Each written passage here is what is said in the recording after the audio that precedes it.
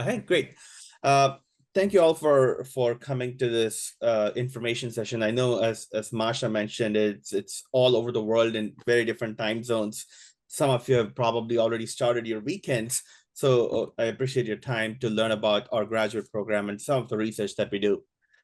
With that, I run the Sustainable Energy Transitions Lab at UT Austin. I am also the co-director of Energy Emissions Modeling and Data Lab.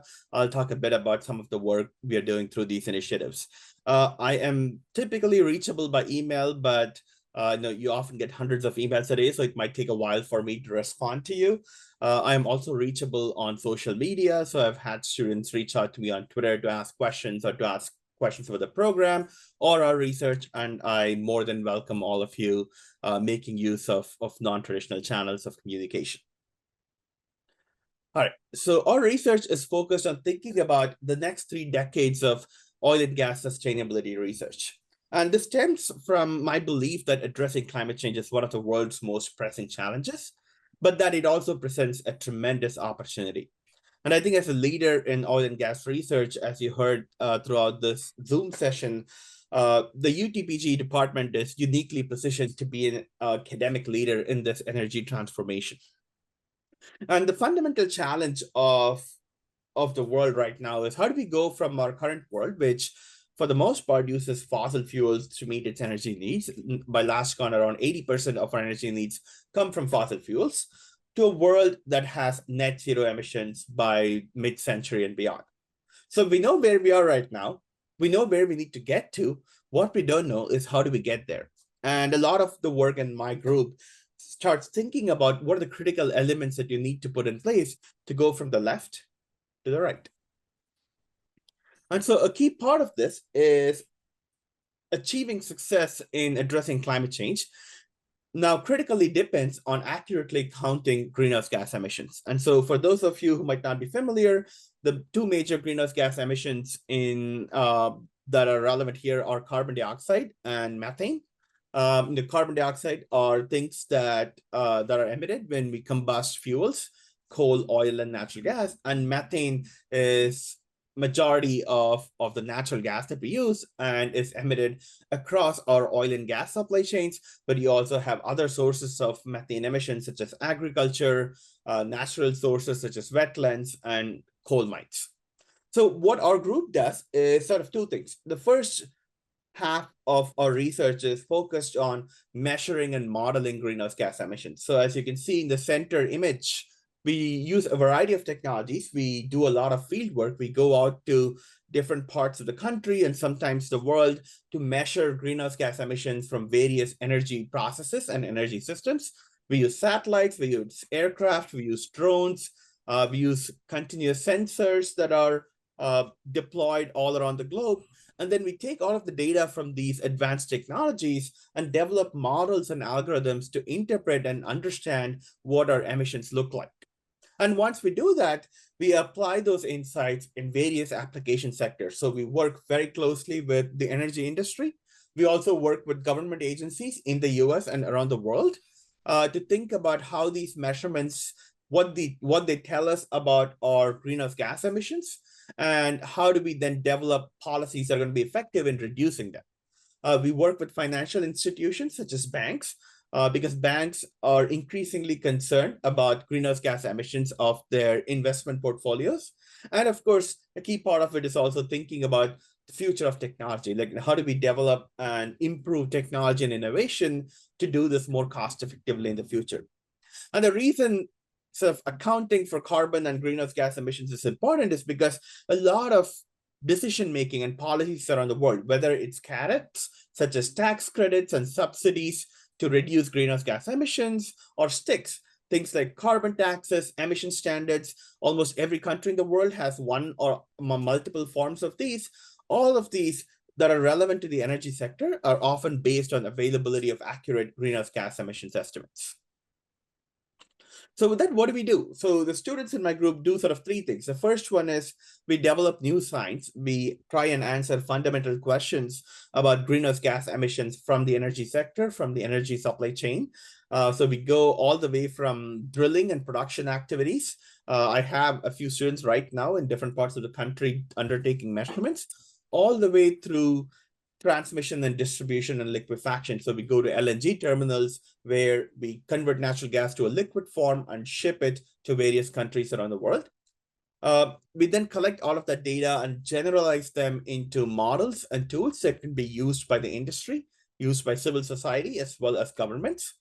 And then we use insights from these models to build domestic and global policy recommendations, as well as capacity in doing these kinds of measurements all around the world.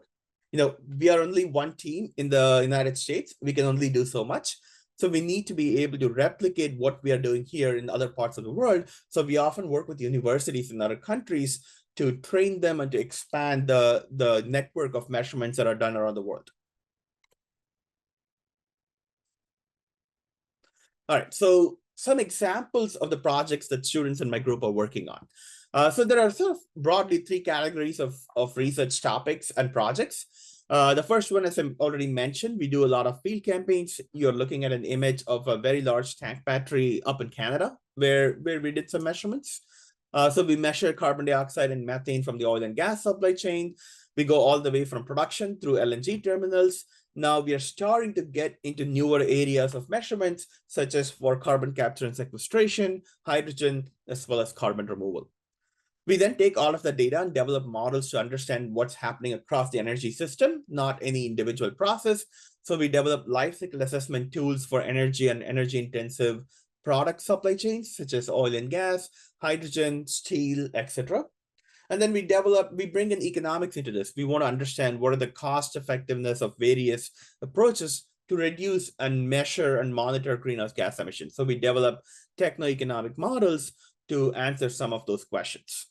And so the important thing about thinking through the models and tools, as well as the next one, which is policy and analysis, is while the science happens at the micro level, at individual facilities, individual equipment, individual companies, the policies and decision-making often happen at the macro level, which is across the energy system, looking into interactions between different parts of our energy system.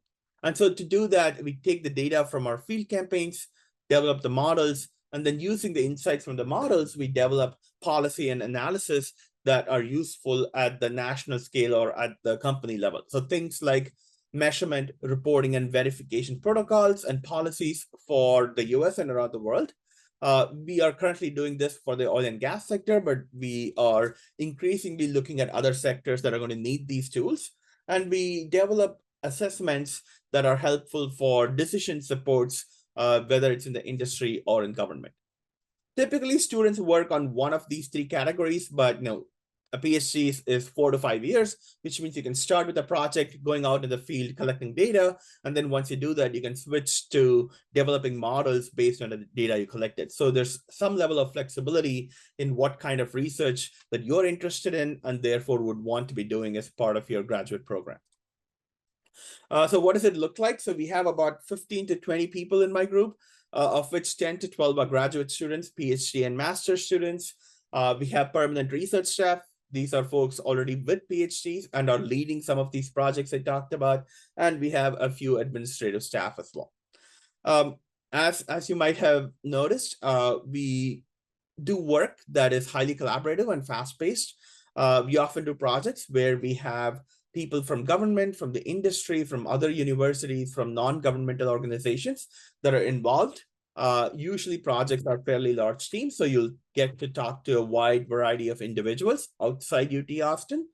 And it's something we really work on nurturing, not just for your individual projects, but as a group, thinking through how do we solve this problem collectively and not as individuals in individual universities. All right, so here are just some images of the things we do. Some of our team members are in the photos that you see here. So we do a lot of field work. We develop these models, and then we make sure that the work that we do is useful to society. What that means is working closely with industry, engaging in the public policy process, both in the United States and elsewhere as needed. And it's important to note that not only do I do this, I make sure that all the students who work in my group also engage in all of these different types of communication and engagement with the broader world. With that, I'm going to stop and give you some resources. There are different ways to find more information about the work we do here at UT. The best ways to do it is talk to me or talk to current graduate students and researchers. There are a number of videos on YouTube that you can watch. You can read materials that I post on websites or follow me on social media. Of course, there are always papers that we publish that you can read and learn more about. But if you have more questions, feel free to reach out on by email, by social media, or other means if you like more information.